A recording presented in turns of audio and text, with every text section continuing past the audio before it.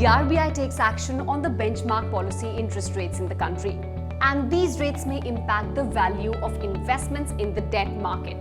And not just investments, but what your next EMI may be or what interest income you will earn on your fixed deposits. The RBI houses a very important committee called the Monetary Policy Committee, and one of the committee's key roles is to fix the benchmark policy interest rate in the country.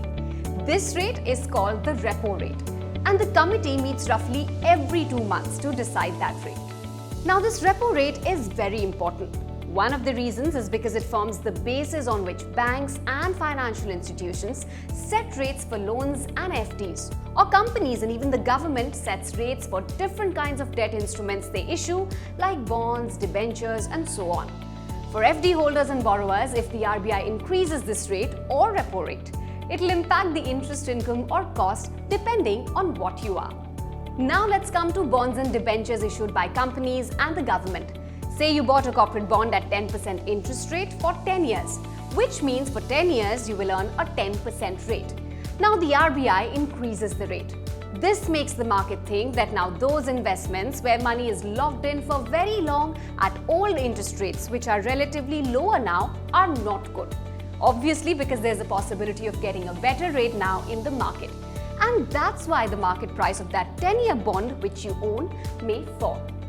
Long duration mutual funds are debt funds that invest in securities similar to these, which are long term, like the corporate bond. So if we are in an environment where the RBI is raising interest rates, these long duration funds won't do well. On the other hand, those debt instruments which are shorter term will do well because they get redeemed faster and there's a chance to invest in the newer and higher interest rates. Similarly, when the RBI cuts interest rates, you're better off owning longer duration bonds because those are set at old rates which are relatively higher. Hence, the market price for these rise. Oh, and one more thing. These interest rates also help control the cost of things, also called inflation. When the RBI sees costs rising in the country, they may consider increasing interest rates. And that is why, whether you own a debt fund or not, you must closely watch for what the RBI does. Mutual fund investments are subject to market risks. Read all scheme-related documents carefully.